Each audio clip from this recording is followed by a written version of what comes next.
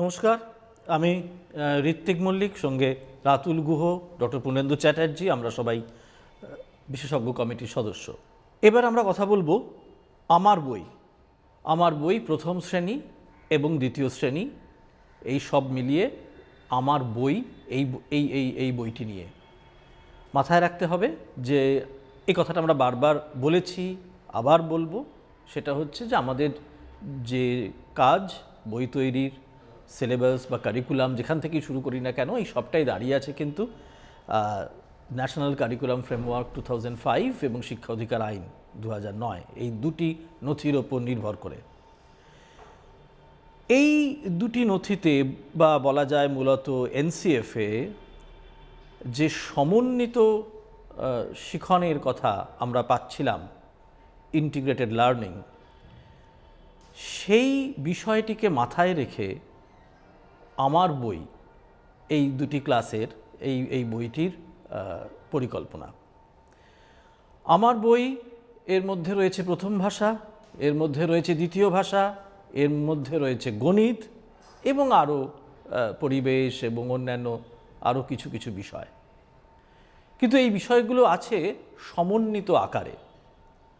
আর এই যে আমার বইয়ের যে সমন্বিত চলন বা সমন্বিত গঠন, যাই বলি না কেন, এর কেন্দ্রে আছে সহজ পাঠ, রবীন্দ্রনাথ ঠাকুরের সহজ পাঠ। এই আমার বইয়ের যাকে বলে মাঝখানে থেকে আমার বই এই পরিকল্পনাকে এগিয়ে নিয়ে গেছে। এই যে বলছি সমন্বিত চলন, সমন্বিত পাঠ, আমি পূর্ণেন্দু চ্যাটার্জির কাছে যাব এই সমন্বিত চলন বা পাঠ এই বিষয়টার ঠিক কি, এর তাত্ত্বিক দিকটা আমরা একটু শুনে নিই। ধন্যবাদ ঋত্বিক। সমন্বিত পাঠ বা ইন্টিগ্রেটেড লার্নিং, ঋত্বিক যেটা বললো যে সেটা ন্যাশনাল কারিকুলাম ফ্রেমওয়ার্ক 2005-এ একে ভয়ঙ্কর গুরুত্ব দেওয়া হয়েছে। কিন্তু গুরুত্ব দেওয়ার কারণ কি? প্রথম বলি ইন্টিগ্রেটেড লার্নিং বা সমন্বিত পাঠ হওয়ার কারণ কি। কারণটা হচ্ছে এই যে বাস্তব জীবনে জ্ঞান কিন্তু কখনো আলাদা আলাদা ভাবে আসে না। Knowledge does not come in separate packets.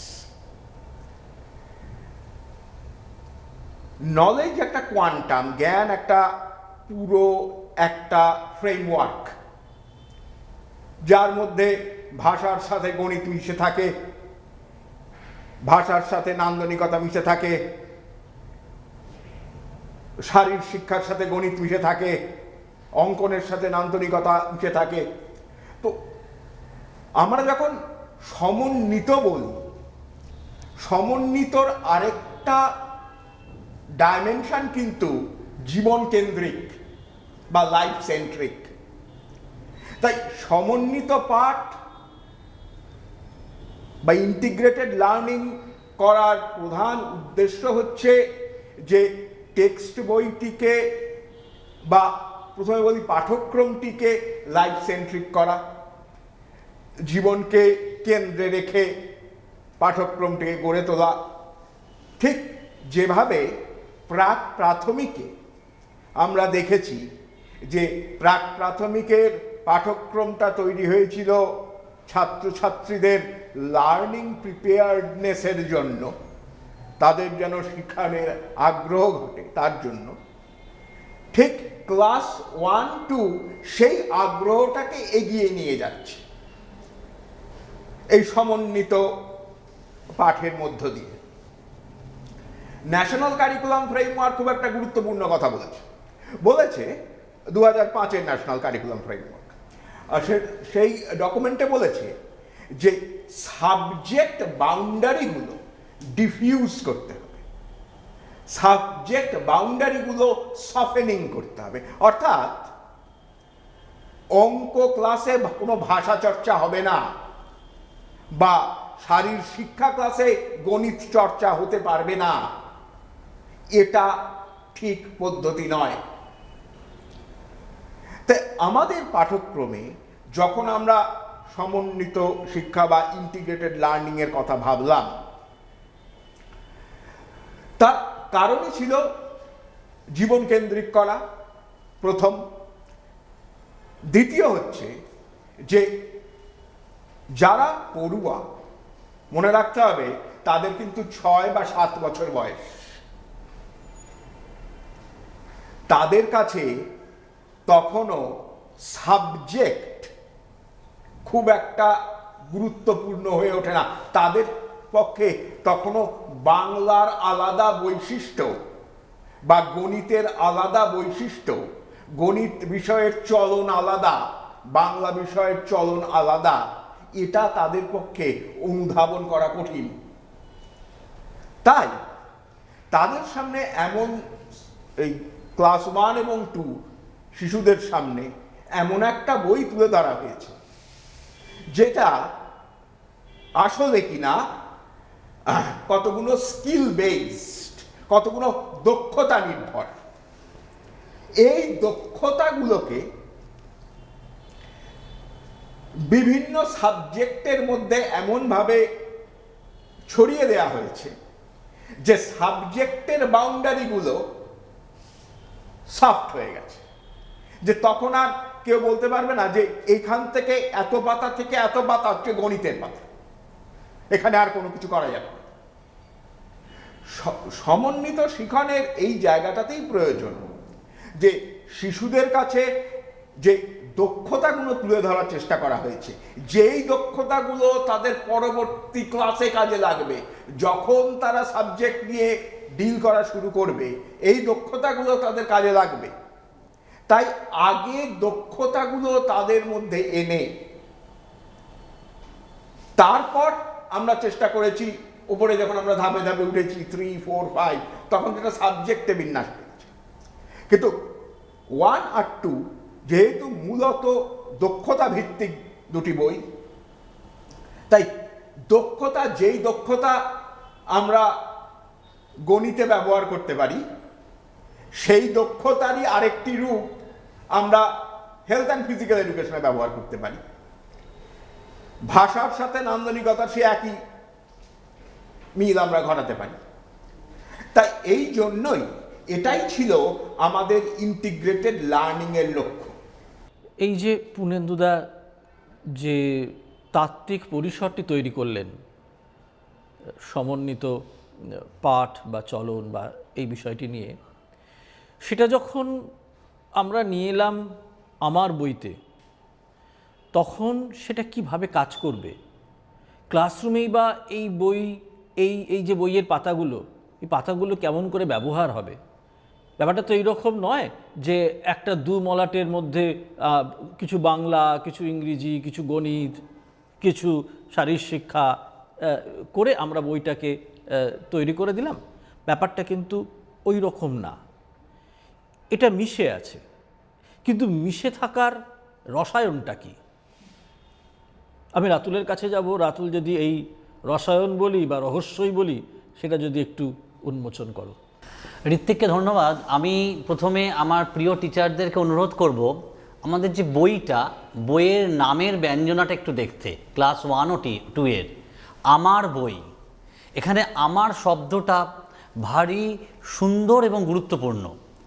একটা শিশু ছোটোবেলায় এটা আমার জীবন, এই আমার জীবন থেকে সে তার সোসাইটিতে যাচ্ছে, যেখানে আমাদের জীবন হতে চলেছে, অনেকের সাথে মিশতে চলেছে। সেখানে বইয়ের যে ফোকাসটা, সেই ফোকাসটা যদি খুব স্পেসিফিক হয়, তাহলে বাচ্চার কাছে না জীবন খুব ফ্র্যাগমেন্টেড ওয়েতে আসবে। সেই বইয়ের ফোকাসটা অনেক হোলিস্টিক এবং সামুদায়িক হওয়া দরকার, যাতে বাচ্চার কাছে আমার জীবন এবং আমার বিদ্যালয়, আমার চারপাশ, এই পুরোটার একটা সমন্বিত এক্সপ্রেশন ওর কাছে আসে।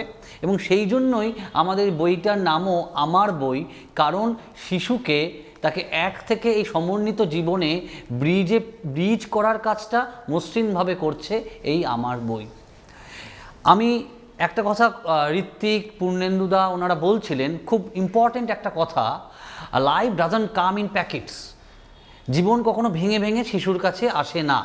যদি দেখি আমরা যে একটা শিশু সকালবেলা যখন ঘুম থেকে উঠলো, সে দেখলো চাঁদ ছিল আগের দিন রাত্রিবেলা, এবার সূর্যর আলো এসে গেছে। বেশিরভাগ মানুষ বাড়িতে ছিল, এখন অনেক মানুষ বাড়িতে বেরিয়েছে। পশুরা পশু পাখি সব আস্তে আস্তে তাদের বিভিন্ন বাসস্থান থেকে বেরিয়ে আসছে, মানুষজন রাস্তাঘাটে হাঁটাচলা করছে, দোকানপাট খুলে গেছে, অর্থাৎ এই গোটা জিনিসটা ওর কাছে আলাদা আলাদা করে না এসে ওর কাছে মনে হবে যে ভোর হলো। একটা শব্দ ভোর বা সকাল ওর কাছে এসে উপস্থিত হবে, যেটা একটা সমন্বিত শব্দ। অর্থাৎ জীবনের বিভিন্ন উপকরণ একটা সামুদায়িক রূপ পাবে এক একটা শব্দে, এক একটা ভাবনায়, জীবনকে এক একটা দেখার দৃষ্টিভঙ্গিতে। আমাদের প্রতিটি পাতা আমার বইয়ের কিন্তু সেই সামুদায়িক দৃষ্টিভঙ্গিকেই সাপোর্ট করেছে এই বইটি তৈরি করার ক্ষেত্রে। আপনারা যদি একদম প্রথম পাতা দেখেন, প্রথম শ্রেণীর প্রথম পাতা আমার বইয়ে দেখবেন একটা জীবনের একটা ছবি আছে, সামাজিক জীবনের একটা ছবি আছে। কিছু বাচ্চা মাঠে খেলছে, কিছু যানবাহন চলছে, গাছ আছে, পুকুর আছে, কিছু পশু পাখি আছে, মানুষজন রাস্তায় হাঁটছে। এই সমস্তটা মিলিয়ে একটা সাধারণ জীবনের একটা ছবি দেওয়া হয়েছে। নাও এই পার্টিকুলার পাতাটা নিয়ে টিচার কিভাবে তার ইন্টিগ্রেটেড লার্নিংয়ের রসদ হিসাবে এই পাতাটিকে ব্যবহার করতে পারেন, খেয়াল করে দেখুন। এখানে সূর্য আছে, ছবিটার মধ্যে সূর্য আছে দেখা যাচ্ছে। অর্থাৎ টিচার কিন্তু এই সূর্য আছে এটা দিনের বেলা দেখিয়ে বাচ্চার সাথে বলতে পারে যে রাত্রিবেলা চাঁদ থাকে, মানে সময়ের ধারণা দিতে পারে। আমরা দেখতে পাবো সেখানে কিছু পশু পাখি চলছে, আবার মানুষ আছে এবং গাছপালাও আছে, অর্থাৎ এবং তার সাথে কিছু বাড়িঘর আছে। টিচার এখানে জীব জড়ের জায়গাটা দিতে পারেন, যে পশু পাখি গাছপালা মানুষ এরা জীব, আর যে সমস্ত জিনিসগুলো স্থবির রয়ে গেছে, বাড়ি ঘর অন্য কিছু যার প্রাণ নেই, সেটা জড় পদার্থ। আবার এই জীব যারা রয়েছে তার মধ্যেই প্রাণী রয়েছে এবং গাছপালা রয়েছে, সেই ভাগটা দেখাতে পারেন। আবার সেই প্রাণীর মধ্যেই মানুষ রয়েছে, মানুষ ছাড়াও অন্যরকম প্রাণী হয় সেটা দেখাতে পারে। আবার যখন গাছ দেখাচ্ছেন, গাছ দেখাতে গিয়ে কিছু ছোট গাছ আছে, কিছু বড় গাছ আছে, তাহলে ছোট বড়র ধারণাটাও আনতে পারেন। আবার সেখানে বাড়িঘর আছে, অর্থাৎ এখানে বাড়িঘরে মানুষ থাকে এবং গাছের মধ্যে পাখি থাকে, বাসস্থানের ভাবনাটাও আনতে পারেন। এটা মাঠের রং সবুজ এবং আকাশের রং নীল এবং গাছের পাতার রং আবার সবুজ, এই যে রঙের ধারণা আনতে পারেন। অর্থাৎ এই ছোট্ট এক পাতার মধ্যে বাচ্চারা খেলাধুলা করছে, অর্থাৎ সেখানে আমার শারীরিক শিক্ষা, হেলথ এডুকেশনের জায়গাটা আসতে পারে, ফিজিক্যাল এডুকেশনের। বাচ্চারা খেলাধুলা করছে, তার মানে সোসাইটিতে থাকতে গেলে আমাকে সবার সাথে মিশতে হবে, সেখানে কথোপকথন করতে হবে, কথোপকথনের জায়গাটা আসতে পারে, সেখানে ভাষার ব্যবহারটা আসতে পারে। এই পুরো একটা পাতাকে কেন্দ্র করেই টিচার কত নানাভাবে ব্যবহার করতে পারেন।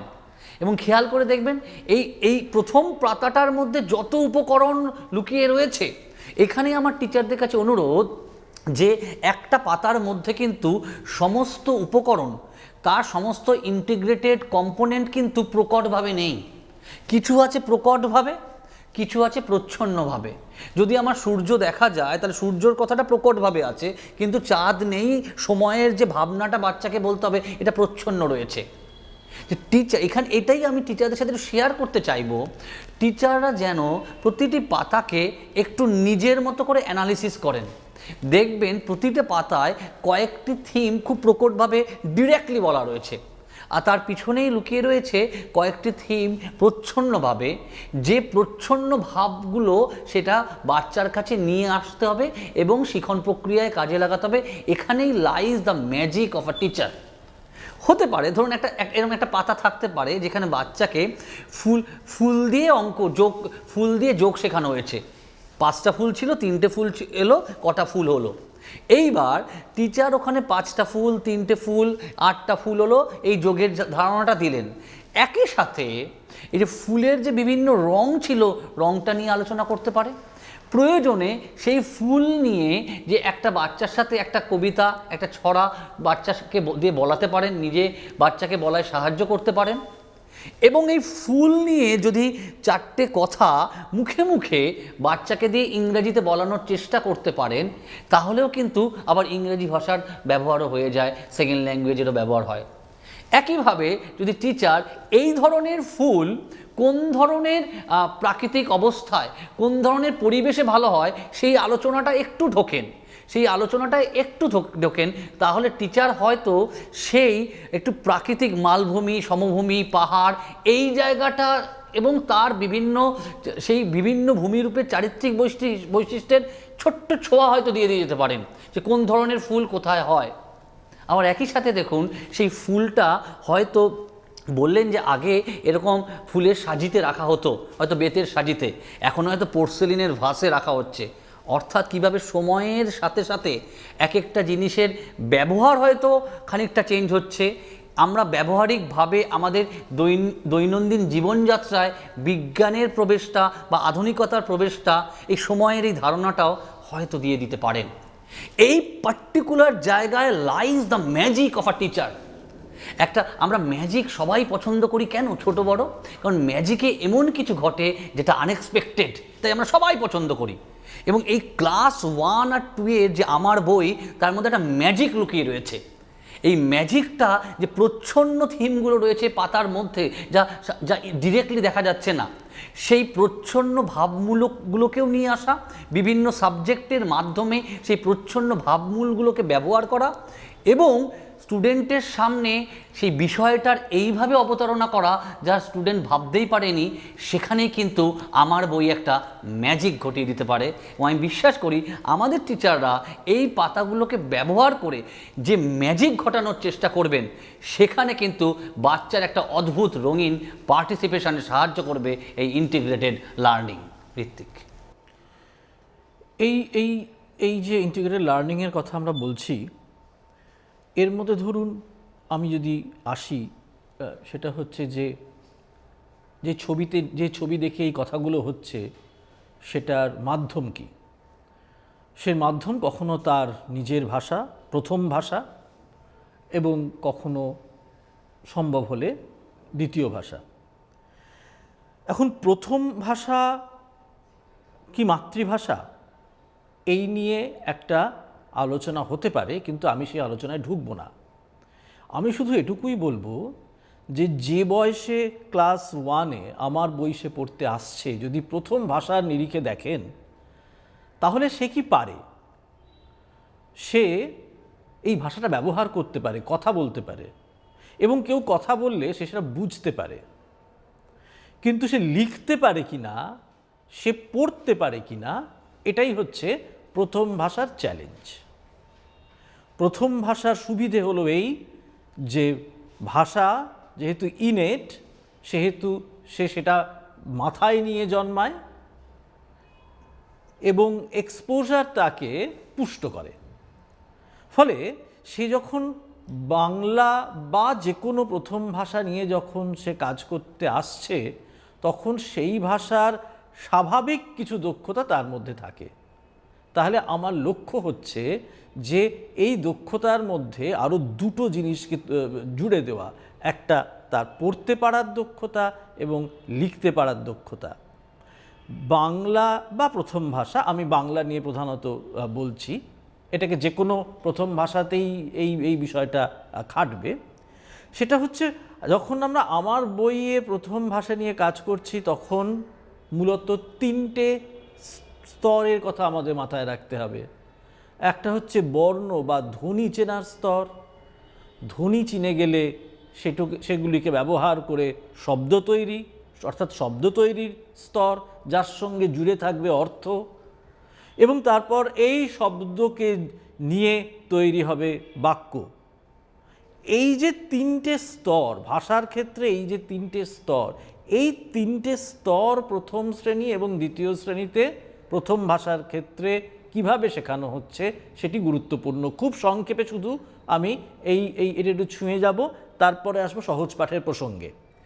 যেটা বলবার সেটা হচ্ছে যে আপনারা দেখবেন যে আমরা প্রেফার করেছি কোনো একটা শব্দ থেকে, অর্থাৎ কোনো একটা ছবি বা কোনো শব্দ, সেখান থেকে ধ্বনিকে বার করে ধ্বনি চেনা বা বর্ণ চেনা। কিন্তু বর্ণ যেখানে সে চিনছে, সেখানে যে খোপ আছে, তখনই সে সেটা লিখছে না, কারণ লিখতে সে তখনও হয়তো শেখেনি। সে প্রথমে বেশ কিছু পাতা এগিয়ে যাচ্ছে চিনতে চিনতে, তারপর সে যখন লেখার দক্ষতা অর্জন করছে, আবার সে ফিরে আসছে বইয়ের প্রথম দিকে। অর্থাৎ আমার বইয়ের চলন প্রথম ভাষা শেখার ক্ষেত্রে মোটেই লিনিয়ার না, সে ফিরে ফিরে ফিরে ফিরে আসে। দ্বিতীয় শ্রেণীতে যখন সে যুক্ত ব্যঞ্জন শিখছে, তখন একটা জিনিস এখানে লক্ষ্য করতে হবে যে বইটা দুটো পার্ট হয়ে গেছে। আমার বই প্রথম শ্রেণীতে কিন্তু প্রথম ভাগ দ্বিতীয় ভাগ নেই, বইটা শুরু থেকে এগিয়ে চলেছে, তার মধ্যে হয়তো নানান রকমের চলন আছে, কিন্তু দ্বিতীয় শ্রেণীর ক্ষেত্রে বইটার একটা প্রথম ভাগ আছে এবং তারপর দ্বিতীয় ভাগ। প্রথম ভাগটা সম্পূর্ণত যুক্ত ব্যঞ্জন শেখার জন্য, কারণ যদি লক্ষ্য করেন এই যুক্ত ব্যঞ্জন কিন্তু, যদি দ্বিতীয় ভাষা আমি ইংরেজি ভাবি, সেক্ষেত্রেও যুক্ত ব্যঞ্জন এই জিনিসটা ঠিক আলাদা চেহারায় আসে না। নিউমেরিসির ক্ষেত্রেও তাই, সে এগিয়ে চলে গোড়া থেকে, সে যেভাবে এগোচ্ছে পরপর এগোয়। কিন্তু প্রথম ভাষা বাংলার ক্ষেত্রে এখানে একটু শেখার ব্যাপার আছে, সেই জন্যই ওটা প্রথম অংশ, অর্থাৎ এটা ক্লাস 2তে এসে নতুন একটা জিনিস সে শিখছে, বাকিগুলো কিন্তু তার চ্যালেঞ্জ বাড়ছে, সে একটা চ্যালেঞ্জ থেকে আর একটা চ্যালেঞ্জে যাচ্ছে। ফলে যুক্ত ব্যঞ্জন শেখার ক্ষেত্রে যেভাবে আমরা এগিয়েছি সেটা অন্যান্য অনেক জায়গায় থাকে, যেমন ধরুন সহজ পাঠেই আছে জফলা দিয়ে শেখা, আমরা কিন্তু ওভাবে শেখাইনি। আমরা এগিয়েছি কয়ের সঙ্গে ক যোগ হচ্ছে, কয়ের সঙ্গে খ যদি হয় এরমভাবে, তারপর খয়ের সঙ্গে কি কি যোগ হচ্ছে, এইভাবে ব্যাপারটা এগিয়েছি। অর্থাৎ যে ম্যাট্রিক্সটা তৈরি হয়েছিল ক্লাস 1-এ বর্ণ শেখার সময়, সেইটাকেই কাজে লাগিয়ে কিন্তু আমরা যুক্ত ব্যঞ্জন আমরা এগিয়েছি। বাকি যে চলনটা, অর্থাৎ পরে সেই শব্দের স্তর যুক্ত ব্যঞ্জন ব্যবহার করে তারপর বাক্যের স্তর, সেগুলো ক্লাস 1-এর মতোই, শুধু যেটা বললাম কাঠিন্য মাত্রা সামান্য বেড়েছে। কিন্তু সহজ পাঠ কেমন করে আছে, এইটি একটু সংক্ষেপে দুটো উদাহরণ দিয়ে আপনাদের বলবো। যেমন ধরুন সহজ পাঠে, ধরুন একটা টেক্সট আছে, সহজ পাঠ তো আমার এখানে অনেকটা র্যাপিডের কাজ করছে, অর্থাৎ যে ভাষা সে আয়ত্ত করছে, পড়ছে, লিখছে, সেইটাকে আরও এক্সপোজার তাকে দিচ্ছে হচ্ছে সহজ পাঠ। সেখানে সহজ পাঠে যে টেক্সটটা আছে, সেই টেক্সটের আগে হয়তো আমার বইয়ের আর একটা টেক্সট আছে যেটা তার ভিত্তিপাঠ হিসেবে কাজ করছে, আবার সহজ পাঠটা সেই টেক্সটটা পড়ার পর তাকে আরও কিছু দেওয়ার জন্য তার অনুসারী পাঠ তৈরি হচ্ছে। আপনারা স্লাইডে লক্ষ্য করুন, এই যে পাতাটা এখন দেখা যাচ্ছে, এই পাতাটা অর্থাৎ কিনা 242 পাতা, এখানে যে নদীর কথা আছে, সেই এই যে ছোট্ট 5-7 লাইনের যে অংশটা, এইটা পড়ে কিন্তু সে চলে যাবে আমাদের ছোট নদী সহজ পাঠে। অর্থাৎ নদী বিষয়টা আগে একটা সহজতর পাঠে সে জেনে নিয়ে বুঝে নিয়ে তারপর সে যেমন যাচ্ছে, তারপর সে যাচ্ছে সহজ পাঠে আমাদের ছোট নদী। তেমনি আর একটা পাতা দেখুন 341, সেখানে যে নীল ময়ূরের পালক বলে যে গল্পটা আছে, সেটা কিন্তু আগেই পড়বে না, সে সেটা পড়বে সহজ পাঠের কতদিন ভাবে ফুল উড়ে যাব কবে। এই যে নানান চেহারা, সেই নানান চেহারার আরেকটু মজাদার টেক্সট হিসেবে আসছে নীল ময়ূরের পালক। সুতরাং সহজ পাঠ কখনো ভিত্তিপাঠ হিসেবে, কখনো অনুসারী পাঠ হিসেবে আমার বইয়ের যে অংশগুলো আছে তার সঙ্গে জুড়ে থাকবে। সহজ পাঠের যে অপার সম্ভাবনা, তাকে আমরা কিন্তু শুধুমাত্র বয়ে যেতে দিচ্ছি না, তাকে আমরা ধরে রাখছি আমার বইয়ের একটা সাহায্যের মাধ্যমে, এবং একটা জায়গায় এসে সহজ পাঠ এবং আমার বই প্রথম ও দ্বিতীয় শ্রেণী সেটা পরিপূরক হয়ে উঠবে। আমি যে কথাগুলো বললাম সেটা মূলত প্রথম ভাষার ক্ষেত্রে। প্রথম ভাষা শেখার যে ধরন আর দ্বিতীয় ভাষা শেখার যে ধরন, তা কিন্তু আলাদা। আমি একটু এই বিষয়ে পূর্ণেন্দু চ্যাটার্জির কাছে যাব যে দ্বিতীয় ভাষার ক্ষেত্রে আমার বই কিভাবে কাজ করবে। হ্যাঁ, ধন্যবাদ ঋত্বিককে। ঋত্বিক বলছিল যে প্রথম ভাষার শেখার চলন আর দ্বিতীয় ভাষার শেখার চলন আলাদা আলাদা। কারণ প্রথম ভাষা একটি শিশু তার বাড়িতে সমাজে বেড়ে ওঠার সময় শেখে, তার নানান কথা শেখে, নানান শব্দ শেখে। দ্বিতীয় ভাষা কিন্তু সে আসলে নিজের বাড়িতে বা সমাজে সাধারণত শোনে না বা সেখান থেকে শেখে না। তাই দ্বিতীয় ভাষা শেখাটা অনেক বেশি চ্যালেঞ্জিং, এবং তাই দ্বিতীয় ভাষার শেখার ক্ষেত্রে বলা হয় লার্নিং, আর প্রথম ভাষার ক্ষেত্রে বলা হয় অ্যাকুইজিশন। আমরা পাচ্ছি, অ্যাকুয়ার করছি। আমরা স্কুলের ফর্মাল একাডেমিক অ্যাটমসফিয়ারের বাইরে গিয়েও আমরা প্রথম ভাষার বিভিন্ন কথা শুনতে পাই। দ্বিতীয় ভাষার কথাটা পাই না, দ্বিতীয় ভাষাটা সেই স্কুলেই থেকে যায় মূলত। আমাদের ক্লাস 1-এর দ্বিতীয় ভাষার ট্রিটমেন্টটা যে শুরু হয়েছে, সেটা কিন্তু শুরু হয়েছে ছড়াদি, একটু রাইম দিয়ে, যাতে, এবং কিছু দেখবেন আপনারা বইয়ের পাতার নিচে একটা লার্নিং টিপস বলে একটা জিনিস দেয়া আছে। সেখানে বাচ্চারা কি করবে বা শিক্ষক কি করাবেন সেটা বোঝানো হচ্ছে। ইংরেজি দ্বিতীয় ভাষার ক্ষেত্রে শুরু হয়েছে কিন্তু ভীষণ ওরালভাবে। সেখানে শিক্ষক কিছু সহজ ইনস্ট্রাকশন দেবেন, যেমন ধরুন সিট, স্ট্যান্ড,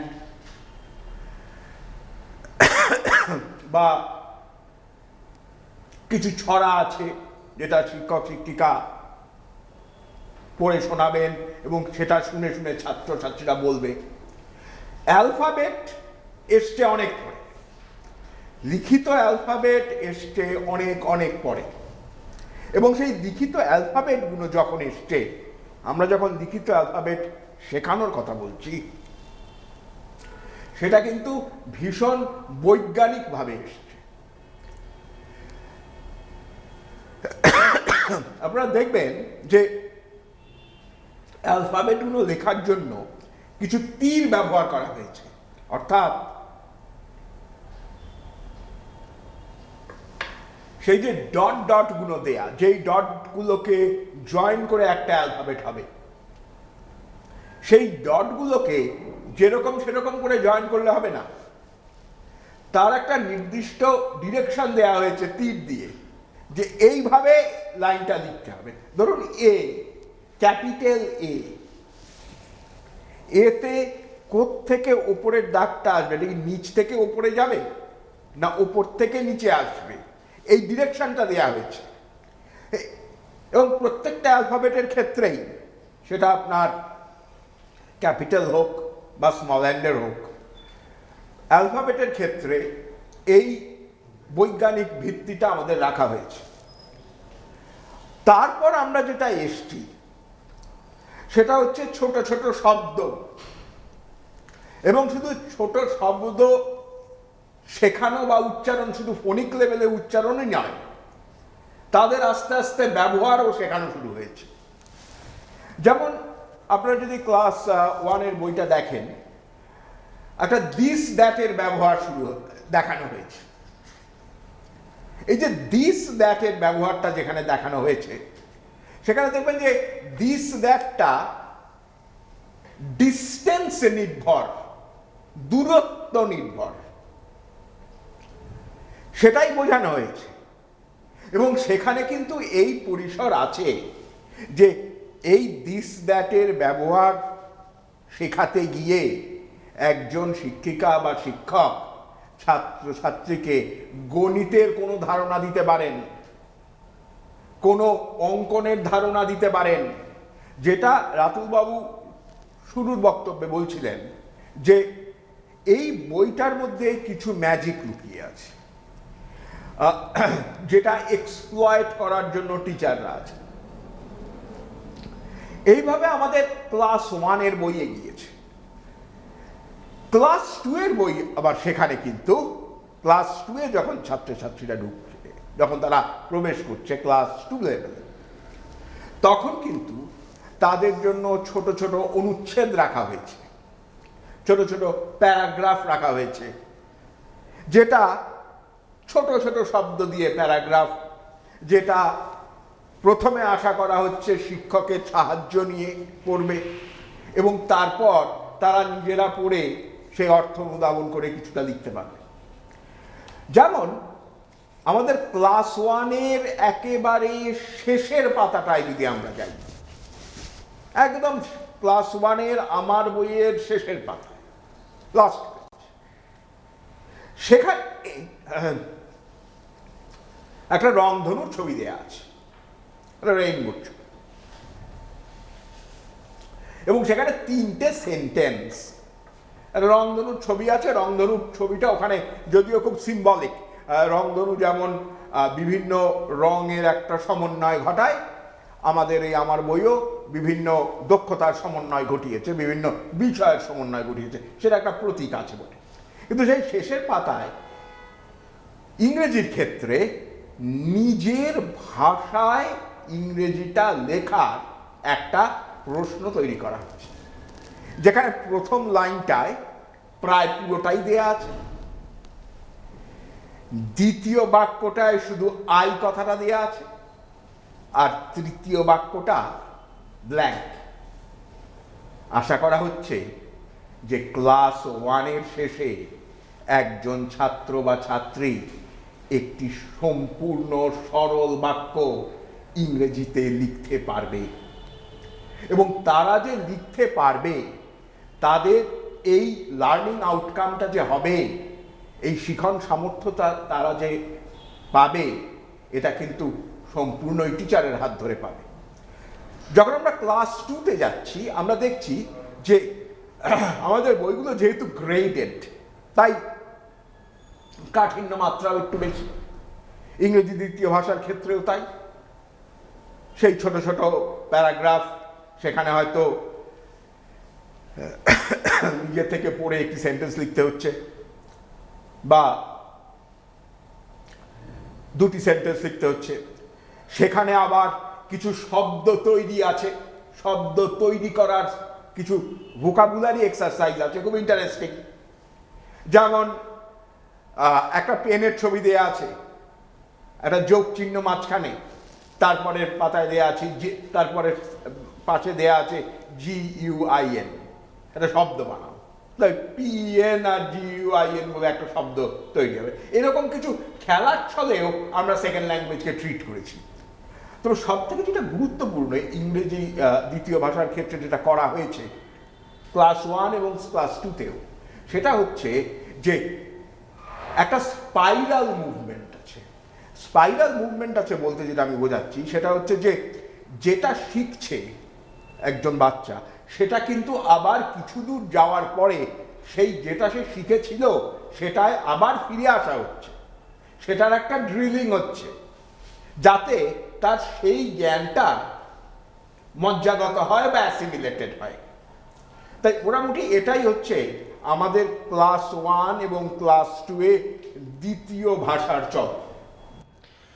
দ্বিতীয় ভাষা প্রথম ভাষার সঙ্গে আরেকটা ভাষাও আছে, সেটা অঙ্কের ভাষা, গণিতের ভাষা। সে ভাষারও কিন্তু একটা নিজস্ব চলন আছে। প্রথম ভাষার ক্ষেত্রে যেমন আমি বলছিলাম যে একটা জ্ঞান নিয়ে, একটা কিছু দক্ষতা নিয়ে সে আসে, যেটা দ্বিতীয় ভাষার ক্ষেত্রে প্রায় থাকে না বললেই চলে। এই যে নতুন যে ভাষার কথা আমি বলছি, গণিতের ভাষা, এই দুটো কোথাও মাঝামাঝি তার বিষয়টা। সে জানে কম বেশি চোখের আন্দাজে পরিমাণ সে বুঝতে পারে, অর্থাৎ গণিতের একেবারে বেসিক কিছু সেন্স তার মধ্যে কাজ করে। কিন্তু এই যে ভাষাটা, অর্থাৎ গুণার ভাষা, সংখ্যা নিয়ে কাজ, এটাও কিন্তু আমার বইতে যখন শুরু হচ্ছে, সেখানেও কিছুটা এক্সপোজার দিয়ে ছোট বড় দূরে কাছে এই সমস্ত দেওয়ার পরে সেটা শুরু হচ্ছে। এবং সংখ্যার যে গড়ে ওঠা, কীভাবে এক ব্যাপারটা আসলে কি, তাকে এই সংখ্যাকে ছবির মাধ্যমে বা বিভিন্ন উপকরণের মাধ্যমে এই ভাষাকে নিয়ে শুরু করে আমার বই। তারপর ধীরে ধীরে একটা সংখ্যা ভেঙে তার যে নানান অংশ এবং তার যে এককের একটা দিক, দশকের দিক, এইভাবে সে এগোতে থাকে। যোগ বিয়োগ বলতে আমরা সাধারণভাবে যেটা বুঝি, সেটা কিন্তু ক্লাস 1 বা 2তে নেই, যেটা আছে সেটা হচ্ছে সংখ্যার মধ্যে একটা খেলার মাধ্যমে এই যোগ করে ফেলা বা বিয়োগ করে ফেলা। ছবি মাধ্যমে 5টা পাখি ছিল, দেখা যাচ্ছে আর 5টা নেই, 3টে হয়েছে, 2টো উড়ে যাচ্ছে। অর্থাৎ ছবির মাধ্যমে সংখ্যা নিয়ে খেলতে খেলতে সে 2 অঙ্কের সংখ্যা অর্থাৎ 99 পর্যন্ত এখানে সে শিখছে, সে সংখ্যাগুলোকে ব্যবহার করতে পারছে, সংখ্যার যে ভাষা, গণিতের যে ভাষা তার সঙ্গে পরিচিত হচ্ছে। এবং এই গণিতের সঙ্গে সঙ্গে প্রথম ভাষার সঙ্গে সঙ্গে দ্বিতীয় ভাষার সঙ্গে সঙ্গে এই সমস্ত কাজগুলোর মধ্যে লুকিয়ে রয়েছে পরিবেশের নানান বিষয়, কারণ পরিবেশ থেকে এই উদাহরণগুলো উঠে আসছে, পরিবেশের নানান এলিমেন্ট, তার ছবি। এবং ছবির কথা যখন আসছে তখন এখানে এটাও বলতে হবে যে এই বইয়ের মধ্যে এমন অজস্র জায়গা আছে যেখানে ছবি আঁকা, রং করা, সমস্ত উপকরণ এখানে মানে এগুলো ব্যবহার করবার জায়গা এখানে রয়েছে। আমি শুধু রাতুলের কাছে এইখানে এইটা জানতে চাইবো রাতুল, এবং এটা দিয়েই আমরা আমাদের প্রথম শ্রেণী মানে আমার বইয়ের আলোচনা শেষ করব। সেটা হচ্ছে যে ফাইনালি এই আলোচনাগুলোকে যদি আমরা কুড়িয়ে নিই, যদি এক জায়গায় করি, তাহলে আমার বই 1 এবং 2 কিভাবে পরবর্তী ক্লাসে যখন আর ইন্টিগ্রেটেড ভাবে থাকছে না, হয়তো পরিবেশ থাকছে কিন্তু আলাদা করে ফার্স্ট ল্যাঙ্গুয়েজ, সেকেন্ড ল্যাঙ্গুয়েজ, অঙ্ক শুরু হচ্ছে, এইটা কিভাবে জুড়বে, কিভাবে একসঙ্গে চলাটা পরবর্তীকালে যখন আলাদা আলাদা ডিসিপ্লিনে ভাগ হবে তখন তার লজিকটাই বা কী হবে। আমরা দুটো বিষয় নিয়ে আলোচনা করে এই সেশনটাকে একটা সামুদায়িক রূপ দেব। সেটা হচ্ছে এক, যে ঋত্বিক এবং পূর্ণেন্দুদা যে বলছিলেন যে আমাদের ক্লাস 1 ও ক্লাস 2 এর আমার বইয়ে একটা সামুদায়িক রূপ রয়েছে, ইন্টিগ্রেটেড লার্নিং, তার মূল্যায়নটা কিভাবে হবে, এটা একটা খুব জরুরি প্রশ্ন। এবং এই মূল্যায়ন থেকে বাচ্চার যে শেখার জায়গাটা, সে শিখনের কোন স্তরে আসছে বোঝার পর আস্তে আস্তে 3 থেকে সে বিভিন্ন সাবজেক্ট স্পেসিফিক এরিয়ায় কিভাবে যাবে, সেক্ষেত্রে টিচার কি ভূমিকা নিতে পারেন, এই দুটো ক্ষেত্রেই। প্রথমেই একটা কথা বলে রাখি, যেহেতু বইটা ইন্টিগ্রেটেড বা সমন্বিত, তাই এর কিন্তু সাবজেক্ট স্পেসিফিক ইভ্যালুয়েশন হওয়া সম্ভব নয়, এবং আমাদের ডিপার্টমেন্টের এবং বোর্ডের এবং আমাদের এক্সপার্ট কমিটির তরফ থেকে কিন্তু তা বলাও হয়নি। আপনারা দেখবেন ম্যাম, স্যার, যে অন্যান্য ক্লাসের ক্ষেত্রে যেমন সাবজেক্ট স্পেসিফিক সামেটিভ ইভ্যালুয়েশনের জায়গা রয়েছে, এখানে কিন্তু পূর্ণেন্দুদা যেটা বলছিলেন, ঋত্বিক যেটা বলছিলেন, যে কতগুলো স্কিলের যে উপকরণ দেওয়া রয়েছে বইয়ে, তাই কিন্তু আমাদের যে ইভ্যালুয়েশনের এরিয়াটা সেটাও কিন্তু স্কিল ডিপেন্ডেন্ট। বাচ্চার কতগুলো স্কিলের, কতগুলো সক্ষমতার ইভ্যালুয়েশন হবে, সেখানে কিন্তু প্রথম ভাষা, দ্বিতীয় ভাষা, পরিবেশ, গণিত এভাবে নয়। তাই আমরা দেখবেন মানে প্রথম যে স্কিলটা ইভ্যালুয়েশন হবে, যে দক্ষতাটার, সেটা হচ্ছে এবিলিটি টু কমিউনিকেট বা বাচ্চার সংযোগ স্থাপনের সক্ষমতা। সে পড়াশোনা বা শিখনের তার একটা মূল লক্ষ্য হচ্ছে যেন বাচ্চা এক থেকে অনেকের সাথে একটা ব্রিজ তৈরি করতে পারে, নিজেকে সোশ্যালাইজ করতে পারে, এবং এই সোশ্যালাইজ করার জন্য কিন্তু তার যোগাযোগটা ঠিক করতে পারা, সংযোগ স্থাপন করতে পারা একটা অত্যন্ত গুরুত্বপূর্ণ পয়েন্ট। এবং এই যে যোগাযোগের ভাষাটা, সেটা কিন্তু যোগাযোগ মানে অনেকের মধ্যে এই ভাবনাটা আসতে পারে যে তাহলে কি যখন এবিলিটি টু কমিউনিকেটের ক্ষেত্রে শুধুমাত্র বাংলা বা শুধুমাত্র ফার্স্ট ল্যাঙ্গুয়েজ সাঁওতালি, হিন্দি, উর্দু, নেপালি বা এইগুলোর ব্যবহার হবে, বা শুধুমাত্র ইংলিশের ব্যবহার হবে, এমনটা কিন্তু নয়। যে কোনো কিছু যেটা বাচ্চাকে কমিউনিকেট করতে সাহায্য করবে, সেটাই কিন্তু comes under the skill ability to communicate. অর্থাৎ আমি যেমন একটা প্রথম ভাষায় বাক্য রচনাও এবিলিটি টু কমিউনিকেটে আসে, দ্বিতীয় ভাষায় কিছু একটা পড়ে সেখান থেকে উত্তর দেওয়া, ক্লাস 2 এ ছোট্ট একটা কম্প্রিহেনশন পড়ে উত্তর দেওয়া, সেটাও যেমন এবিলিটি টু কমিউনিকেটে আসে। ঠিক তেমনি করে টিচার যদি কোনো একটা অঙ্ককে কথায় লিখে দেয় এবং সেটাকে তার গাণিতিক রূপ দিতে বলে, গণিতের ভাষায় সেটাকে প্রকাশ করতে বলে, সেটাও কিন্তু এবিলিটি টু কমিউনিকেটের মধ্যে পড়ে। তাই প্রথমেই এই পয়েন্টটা ক্ল্যারিফাই করতে চাইছি আমার প্রিয় টিচারদের কাছে। আমাদের সামেটিভ ইভ্যালুয়েশন ক্লাস 1 ও 2 এর ক্ষেত্রে সাবজেক্ট স্পেসিফিক হবে না, কারণ সেখানে সফেনিং অফ সাবজেক্ট বাউন্ডারি, সেখানে ডিফিউশন অফ সাবজেক্ট বাউন্ডারি হয়ে গেছে, যেটা পূর্ণেন্দুদা বলছিল।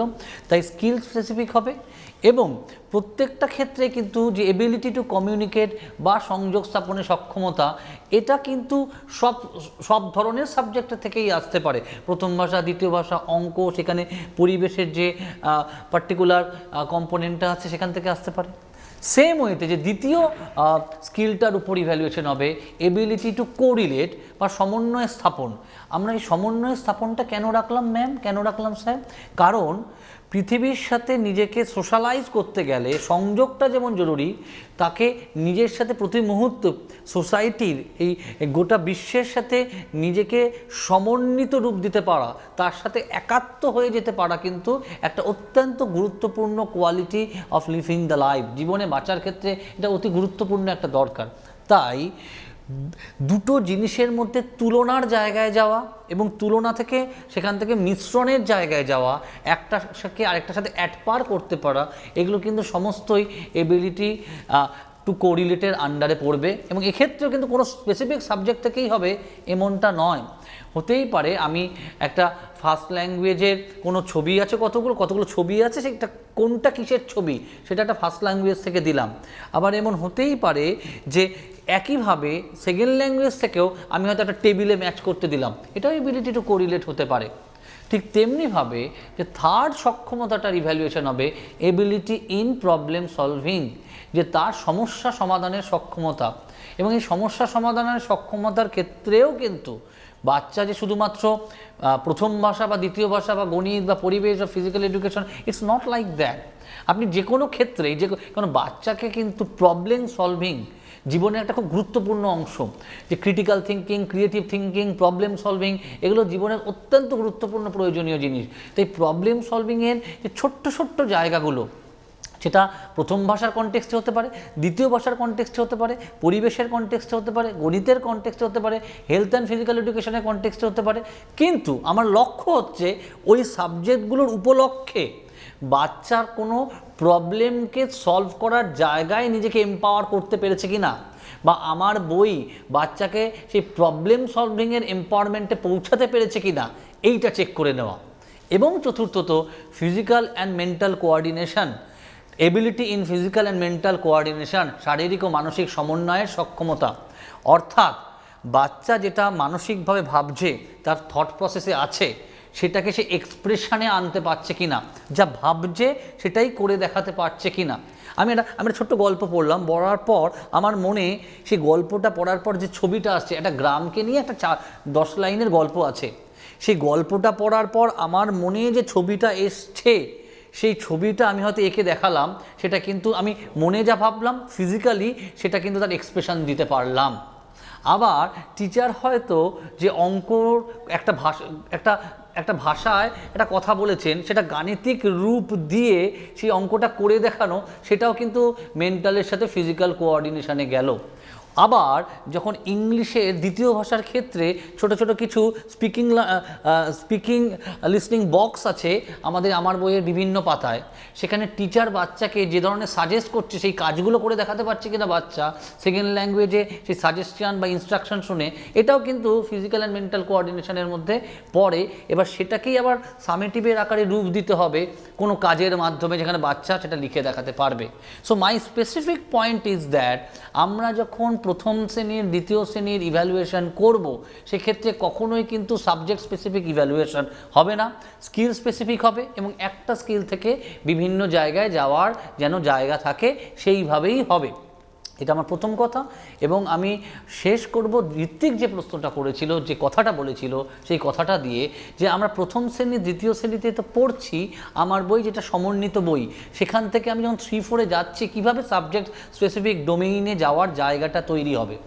এইখানে আমার একটা অত্যন্ত হাম্বল রিকোয়েস্ট আছে আমার টিচারদের কাছে, এবং অত্যন্ত গুরুত্বপূর্ণ পয়েন্ট মেনশন করার আছে। তারা যেন যখনই আমার বইয়ের কোনো একটা পাতাকে নিয়ে ডিল করবেন, দেখবেন প্রথমে তাকে তিনি 3টে কাজ যেন করেন। এক, তিনি যেন একটু দেখে নেন যে এই বইটা স্পেসিফিক্যালি কী থিম নিয়ে কাজ করছে, এই বইটা স্পেসিফিক্যালি কী থিম নিয়ে কাজ করছে। কারণ আমার বই অনেকগুলো থিমের উপর কেন্দ্র করে গড়ে উঠেছে এবং এক একটা থিম তাকে এক একটা সাবজেক্ট স্পেসিফিক এরিয়ার দিকে যেতে সাহায্য করবে। এটা এক। দুই, আমি যখন আমার বইয়ের কোনো একটা পাতা দেখছি, একটা জিনিস খেয়াল রাখবেন, কোনো একটা পেজকে দেখে আপনার মনে হতে পারে এটা অঙ্কের পেজ, এটা বোধহয় ফার্স্ট ল্যাঙ্গুয়েজের পেজ, এটা সেকেন্ড ল্যাঙ্গুয়েজের পেজ। এইখানে আমার একটা ছোট্ট অনুরোধ আপনাদের কাছে, আমরা কিছু কিছু পাতা আছে ভীষণভাবে একই রকমের ব্যালেন্সড পেজ, আবার কিছু কিছু পাতাকে আমরা ইচ্ছা করে প্রিডোমিনেন্টলি একটু প্রকট রেখেছি কোনো সাবজেক্টের ক্ষেত্রে আর প্রচ্ছন্ন রেখেছি বাকি সাবজেক্টগুলোর ক্ষেত্রে। টিচার যেন একটু স্পেসিফিক্যালি দেখে নেন যে এই পাতাটাকে প্রিডোমিনেন্টলি এই সাবজেক্টের মনে হচ্ছে, কিন্তু আর কোন কোন সাবজেক্ট এরিয়া এই পাতাটার সাথে প্রচ্ছন্নভাবে রয়েছে। তাহলেই কিন্তু সেই এরিয়াগুলোকে নিয়ে যদি উনি ডিল করেন, তাহলেই কিন্তু যখন 2 এর পর বাচ্চার ওই সাবজেক্ট স্পেসিফিক ডোমেইনে যেতে সুবিধা হবে। এবং তৃতীয়ত, যেটা অত্যন্ত গুরুত্বপূর্ণ, আমরা যেন পেজ স্পেসিফিক একদম এক্সপেক্টেড লার্নিং আউটকাম, প্রতিটা পেজের একটা করে পেজের অনেকগুলো এক্সপেক্টেড লার্নিং আউটকাম থাকে। টিচার সেই পাতাটা বাচ্চাদের ক্লাসে ট্রানজ্যাক্ট করার আগে যদি সেই পাতাটা কোন কোন এক্সপেক্টেড লার্নিং আউটকামের উপর বেস করে গড়ে উঠেছেন সেটা নিজের কাছে একটা নোট রেখে দেন, এবং যে নোটটা রাখতে পাতার তলার যে লার্নিং টিপস বা শিখন পরামর্শ ওনাকে সাহায্য করবে, তিনি যদি নোটটা রেখে দেন, তাহলে যে এক্সপেক্টেড লার্নিং আউটকাম প্রতিটাই যদি উনি চেক করে নেন যে ওই পেজের ক্ষেত্রে তিনি টাচ করতে পেরেছেন কি না, তাহলে কিন্তু তিনি আস্তে আস্তে ইন্টিগ্রেটেড পাতাটাকে ব্যবহার করে বাচ্চাকে এমনভাবে এম্পাওয়ার করতে পারবেন যে 1-2 এর পর সে যখন সাবজেক্ট স্পেসিফিক ডোমেইনে যেতে শুরু করবে, তার চলনটা ভীষণ সুন্দর ও মসৃণ হতে পারে। ধন্যবাদ রাতুল। আমরা ক্লাস 1 এবং 2 যে বই, আমার বই, সহজ পাঠ, এইগুলো নিয়ে আমরা কথা বললাম, এবং আমরা এইটা ওই যদি বলেন কাম্য শেখানো সামর্থ্যের মতন করে আমরা এটা চাইবো যে এই যে ধরুন প্রথম ভাষা, দ্বিতীয় ভাষা, এইগুলোর শেখার যে জায়গাগুলো, যে দক্ষতাগুলোকে অর্জন করতে হবে, শিখতে হবে, সেগুলো কিন্তু মোটামুটিভাবে ক্লাস 2 এর শেষে সে শিখে ফেলতে পারছে কি না। কারণ ক্লাস 3 থেকে যে চলনটা শুরু হবে সেই চলন কিন্তু অনেকটাই আলাদা। অর্থাৎ ধরুন আমি যদি প্রথম ভাষাতে ছোট্ট উদাহরণ দিয়ে বলি যে ভাষার যে প্রথম ভাষা বা যে কোনো ভাষারই যে 3টে স্তরের কথা গোড়ায় বলছিলাম, সেই 3টে স্তরকে সে বুঝতে পেরেছে কিনা, সে আয়ত্ত করতে পেরেছে কিনা, এই 3টে স্তরের ওপর দাঁড়িয়েই কিন্তু তার সারা তার স্কুল কেন, তার উচ্চশিক্ষারও যে পরিসর সবই কিন্তু এই 3টের ওপর দাঁড়িয়েই, শুধু কাঠিন্য মান বেড়ে চলবে। সুতরাং এই ক্লাস 2 এর শেষে এটুকু আমাদের ঠিক করে নিতে হবে যে ধরুন প্রথম ভাষার ক্ষেত্রে সে যে কোনো টেক্সট তার বয়স উপযোগী, অবশ্যই সে সেটা পড়তে পারছে কিনা, পড়ে বুঝতে পারছে কিনা, যা বুঝতে পারছে তা লিখতে পারছে কিনা। তাহলেই এরপরে যখন আমরা ক্লাস স্পেসিফিক টেক্সট বই নিয়ে আলোচনা করব, তখন আমরা বুঝতে পারবো যে পরবর্তী চলনগুলো কেমনভাবে হবে। প্রথম শ্রেণী এবং দ্বিতীয় শ্রেণীর আলোচনা আপাতত এটুকুই। ধন্যবাদ।